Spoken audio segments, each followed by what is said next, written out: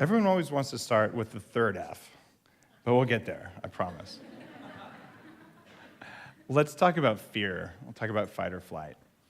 One of the things that I use with my clients, and just one of the things I teach, is heart rate variability training. This was profoundly effective for me. In fact, if they do this before soldiers go into combat, the soldiers have a much harder time getting PTSD.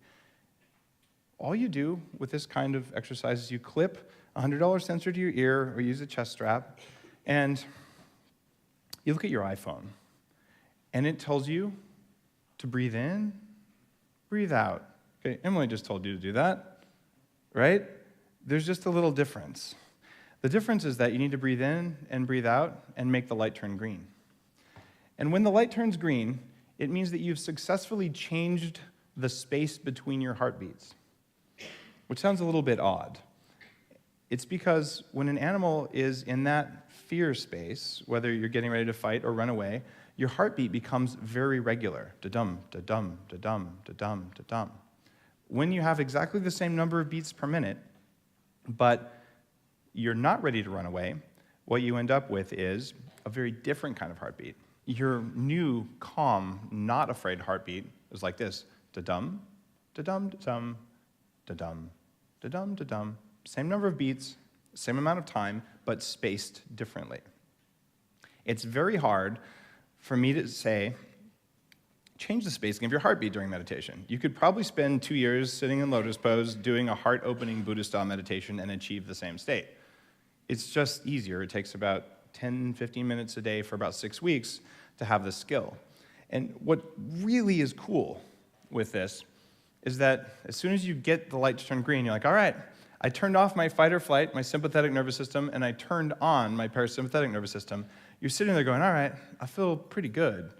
In fact, I had one computer science guy, a super engineer, a little bit Asperger's, who calls me after 6 weeks. He goes, Dave, I did it for 2 hours straight, and I think I experienced bliss.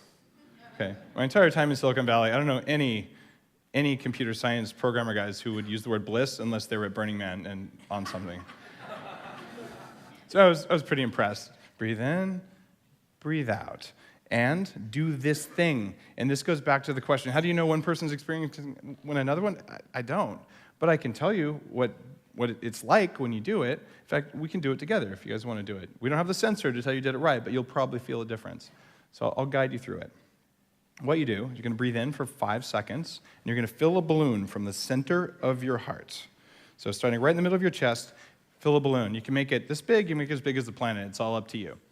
But as you breathe in, it just inflates, and when it's full, you are going to picture the physical feeling in your body of the most blissful, happy experience when you hugged your mom, when you met your spouse, whatever means the most to you, your best friend. You get that feeling in, and then you let the balloon pop and shower it down around you. So you ready? Breathe in for 5. Fill it up. Visualize the feeling. Make the feeling happen in your body, and then just allow it to rain down around you, and breathe out.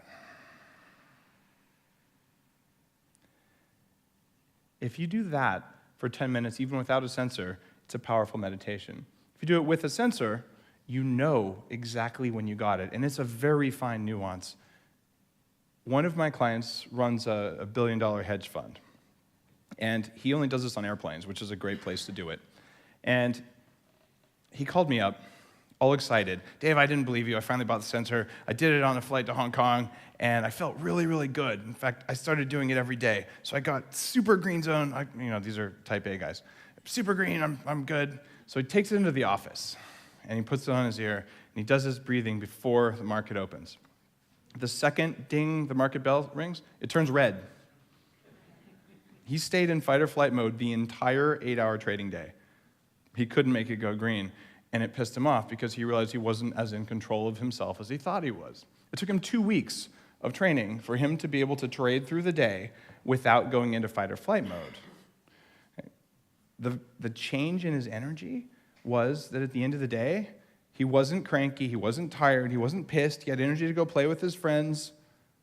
He was burning less energy because he stopped the automated fear response. You do the same thing with the dog. The dog's afraid of loud noises. You slowly expose them to loud noises. You pet them, and you do all the other things that make them calm down. So suddenly a dog that would have been freaking out and climbing the walls stops climbing the walls and sits there. This is a way of doing that. It's heart rate variability training. I use a couple technologies. There's a bulletproof app that'll monitor what your heart rate's doing all day long, including this kind of thing. It's called Stress Detective. I think it's $5 or something. Not a huge part of the business, but it's something that's cool. And the one that's good for on again, off again training is from the Heart Math Institute. I carry it on my website. It's called the Inner Balance Sensor. You can also buy it on Amazon. It runs about $100. And this is one of those things, it changes your brainwaves. It does so much. It is the single fastest way that I know to take someone who has fear, which we all do, and to turn the dial down enough. The most powerful thing might not even be learning how to turn off the fear, but just learning how to feel when you go into it. When I thought I was really, really good at this, I put the sensor on my ear and I went driving in Silicon Valley traffic. Every time someone cut in front of me, my body wanted to kill them. It took me 2 weeks to be able to drive in traffic without a blip. Someone cuts me off, maybe they're dying, I don't know, but it's not my problem.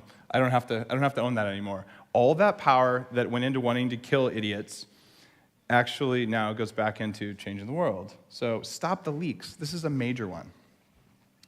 Another one, something that I do with my kids. Every single night, I'll offer it to you. They're 9 and 6.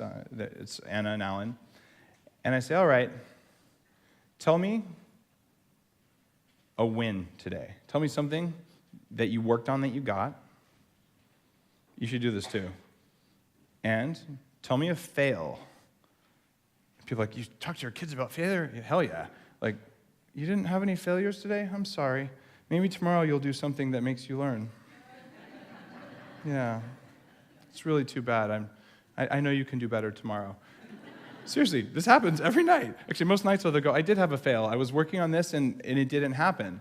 Right? I was trying to draw a bunny, and it didn't look like a bunny. It was a failure. Good job. I love that failure. Okay? Do that for yourself. But the biggest thing of all there is gratitude. That turns off your fear thing, and to some extent, your feast thing. And when you tell your nervous system that the world is an abundant place, it is a free biohack that completely changes things. It's just gratitude. 3 things you're grateful for. And I do with my kids, I tell them what I'm grateful for. And sometimes the damnedest things come out. When my son was about 4, he said, Daddy, I'm grateful for the Big Bang, because without it, there wouldn't be anything. Great one. If you do that every night, whether you write it down or not, it doesn't matter. You cannot go to sleep in a fight or flight mode. What that's going to do is transformative because it will improve the quality of your sleep. I have no doubt that you're going to hear from several people over the course of this week and probably every week telling you sleep more, and I would respectfully disagree. Sleep better is more important than sleeping more. Sleep as much as you need and as little as you must. Because you slept so damn good, you're ready. And part of the way you go to sleep at night and you go into deep sleep and you have good dreams is you practice gratitude before you go to sleep. It could be the worst day of your life. I'm grateful I'm not going to have another day like this. Boom, gratitude, okay? Always. It's a requirement. We talked about sleep. If you don't get enough sleep, guess what your body thinks is going to happen? You're going to die. All the body cares about is not dying and making sure you live long enough to reproduce, and then you're done. Okay, that's the meat operating system. Well, if you are short on sleep, your body's fear of being tired can tax you enormously. If you can change your mindset to say, you know what? I'm jet lagged. I didn't get enough sleep last night. I chose not to get enough sleep. Or something happened, I didn't get enough sleep. My body doesn't feel as good as I want it to feel. I'm not going to die. You'll have twice as much energy that day. you're still tired. There's still a biological cost of not getting enough sleep, but the biological cost is much less because the stress about being tired was worse than the actual tired. And that's an interesting thing that you don't hear talked about. The cure for that's just coffee. Just kidding. The cure for that is hypnotherapy, heart rate variability. In fact, if you're really exhausted and you do a little bit of heart rate variability, you'll feel that your body's like, God, I feel like I'm going to die. You're in that sympathetic state, and you can shift yourself back to parasympathetic. You're like, okay, I accept the fact that I'm tired, but I'm not going to die. And this comes down to controlling your nervous system. The other thing that hacks fear enormously is neurofeedback training, the 40 years of Zen stuff that you heard Vishen talk about. I spent 10 weeks of my life and sent hundreds of people through this program with electrodes glued to my head. I have $50,000+ worth of EEG equipment sitting in my labs in my backyard that I use on myself, on my wife, on my kids. My kids actually get neurofeedback too. Talk about someone on earth really struggling to get their mind working, to just show the mind what it's doing. From one perspective, it's a mirror. It shows your mind what it's doing. Your mind doesn't know that it's flopping around. Your mind doesn't know that it's doing things that aren't productive to try and keep you alive, because unfortunately, the mind has no nerves. Like the brain doesn't have nerves that go into it except the fifth cranial nerve, something tied to your molars, if memory serves. So it doesn't know its inner state. Everything in it is pushing out. It's looking all around you, and it's sensing light, smell, taste, temperature, pressure. It's actually sensing, from a magnetic perspective, your heart senses the hearts of everyone around you. And this is actually shown now. If my heart has a high coherence, this heart rate variability stuff, your heart will actually resonate with it. And if I'm super stressed, you'll pick up on that. And some of us are more sensitive than others, but this is the state of being an animal. Animals pick up with us too. You know, the guy who can walk up to any animal, and the animal just, hi. And then the other person who walks up to any animal and it runs away, well, they're picking up on our nervous system state. And it's not something that you're probably conscious of, but it's something you can be conscious of. With 40 years of Zen, with neurofeedback, things like that, you just become aware of the voices in your head, and I eventually got mine to turn off. So there isn't a voice in my head. It just went away, and that was precious. Along the way, I learned to be able to take what would be an incredible amount of work stress, and I'm not stressed about work. I love what I do. We have coffee shops opening. I have a top-ranked podcast with 32 million downloads. Just signed another book deal for 2 soon-to-be New York Times bestsellers next year sometime. And I'm working on a TV show now with one of the top groups in Hollywood, and a whole bunch of new products and new coffee shops. And I have a family and kids, and I see them. And I go to sleep at night without all this swirling around in my head because I turned off all that shit. And that was huge. Thanks.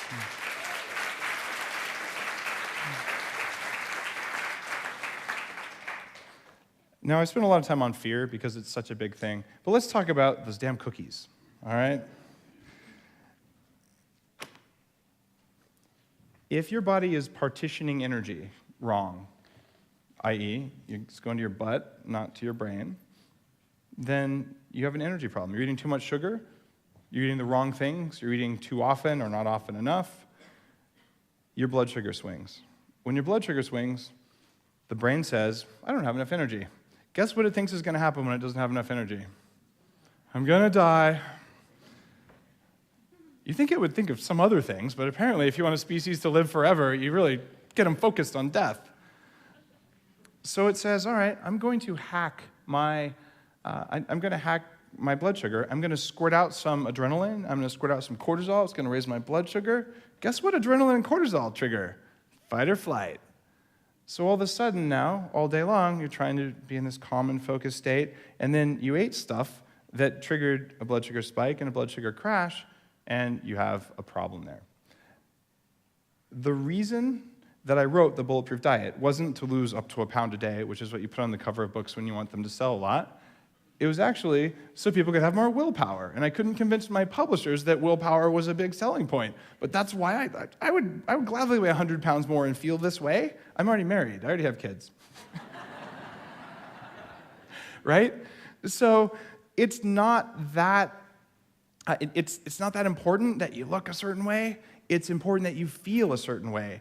And when you have stable energy delivery to the brain, your willpower goes up dramatically because your brain stops worrying about these crashes. What's for lunch? What's for lunch? You don't care what's for lunch because you have enough energy. In fact, you could skip lunch entirely, and you wouldn't care, and you'd be able to keep bringing it all day long. And I can run circles around the 25-year-olds who work for me. I'm 43, and I couldn't do that when I was 25. I have more energy now than ever because I have stable delivery of energy to my head. There's a 3-letter word that starts with F that causes that. Anyone want to guess it? Fat. Exactly. And I think Mark Hyman's going to mention fat at least once. He just wrote a New York Times bestseller also. Eat Fat, Get Thin. That's a good book. I also like the Bulletproof Diet. But the whole point there are certain fats you can eat that trigger different feelings in your body. And when you do that, the voice in your head that says, eat, eat, eat, eat, eat, shuts the hell up, and you win. The reason I have, for probably 8 years now, had Bulletproof coffee every morning is because I don't care about food when I have it for breakfast. I had it for breakfast this morning. Not because I'm trying to sell you guys on Bulletproof coffee. It won't change my life if you choose to drink it or not, but it'll change your life. And it's that big of a thing. You can also do some advanced techniques like bulletproof intermittent fasting. There's supplements you can take that reduce cravings. But for the most part, if you just get the biological energy stable and you stop eating things that cause inflammation and cause cravings, you'll feel amazing. And you will have so much more willpower than you ever thought. You're not worried about dying all the time from the fear side, and you have all this energy, and you're not wasting it worrying about whether you can eat the cookie or not. The cookie loses its power. It's not kryptonite anymore, it's just a damn cookie. That's cool. Now, my favorite part of the talk, the final F word. What the heck do you do about that desire? Well, you could take the approach that Harvey Kellogg, the guy who wrote Kellogg's Corn Flakes, he realized that male sexual desire was the root of all of society's evils and created a whole line of foods to reduce male sexual desire. I'm not kidding. That's actually where Corn Flakes came from. If you don't believe me, you can Google it. It's on the internet. It must be true. It actually is true. I went beyond Google. That's scary. And graham crackers, too. He was part of that weird cult of, sexual desire is bad. But if you read Napoleon Hill, he talks, in fact, an entire chapter of Think and Grow Rich, like the first book that released a lot of this knowledge that's still circulating in the self-help, personal growth, personal improvement space.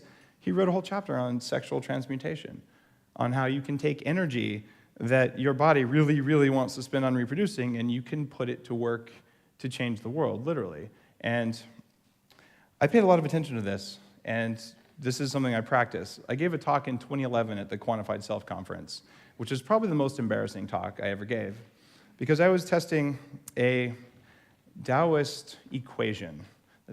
The Taoists actually wanted to live forever. They were immortal-seeking people, which I'm actually on that. My goal is 180 years, and I don't say that like laughing. I really am working on 180 years. I'll do everything in my power to get there, and if I don't, I'll be dead, so I'll probably be okay with it. But what they figured out was, for men only, there's an equation, and it's age in years minus 7 divided by 4, and that yields a number. At the time I did this test, my number was 8, which means if you want to maintain your health, do not ejaculate more than once every 8 days. And if you want to live a really long time, only ejaculate once every 30 days, no more frequently, and please limit your orgasm to less than 1 hour. This is for men. This was only for men. I'm like, holy shit, I gotta try that. Why, I'm a biohacker, I could quantify it, and plus, who wouldn't want to try an hour orgasm? And no, you don't turn yourself inside out. The Taoist teachings for women were, have lots of orgasms.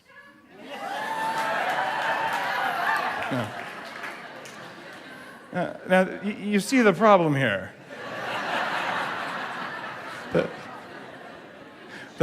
That little voice in your head that says, if you don't ejaculate in that beautiful place right now, you are going to die. The world will come to an end. Okay?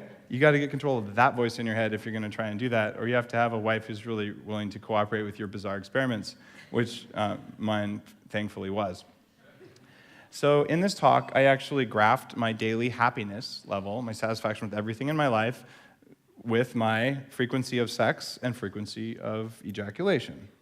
That's an embarrassing talk, because here's the experiment when I tried to go 30 days, and on day 24, there's an oops. All right, let's start over. It's the video's online, one of the more embarrassing talks I've given. But I can tell you that my happiness level was so much better when I ejaculated less. There's also a really cool thing that happens. You could draw the math for it. The less often you ejaculate, the more often you have sex. Because you're like, I'm still horny, I have to have more, right? And that brings the woman to more orgasms, which makes the guy go, I need even more sex. So it actually improves your sex life if you don't, I don't know, what's the polite word for it? Don't shoot every time? Whatever the right word for that is.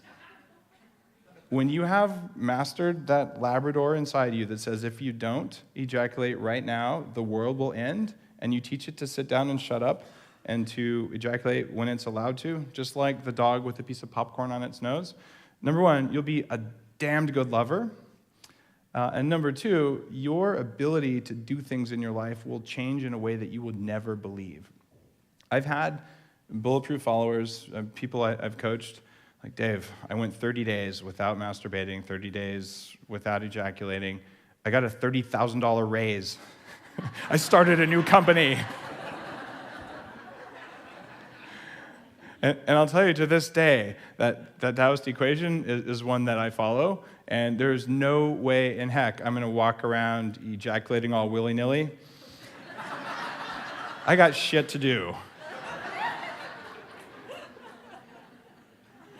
Now, on that note, you've just learned 3 F words. And I know I'm going over time by a couple minutes, but you need the other 2 F words that are the most important ones. One of them is feel. Because it doesn't matter if some guru, even me, says something works, and when you try it consistently, and you do it right, and it doesn't work, you'll feel it. And that is the most important kind of evidence there is. In fact, it's called empirical evidence, and it is no more or less important than phase 2 clinical trials kind of evidence. So when you see someone say, I practice evidence-based medicine, what they're actually saying is, anyone who doesn't agree with me is an asshole. Evidence-based means I reject most evidence unless it agrees with my theories. Unfortunately, that's how it's used today. There's actually a hashtag for that now. It's called science troll. So when you see someone who comes in and you say, I felt great when I did this stuff, and there's something to this, and they go, that can't have happened, that didn't happen. Dude, they're just a science troll. They stopped listening to the evidence that, I hit myself in the head, it hurts. There's no double-blind trial for that, therefore it doesn't hurt. So that's one thing. Feelings really matter, and you got to listen to those. And the second thing is figuring, the other F word. Read the research. If you're going to try something crazy, look at that, because there's great value in the research that drives evidence-based medicine. But if you do just the figuring and the thinking without the feeling, you'll do dumb things like eat a low-fat diet for 40 years and make the country obese. It doesn't work. You can see if it works. We have mirrors, scales, and also, how do I feel right now? That's the biggest question for you. So now you're all master biohackers. Thank you.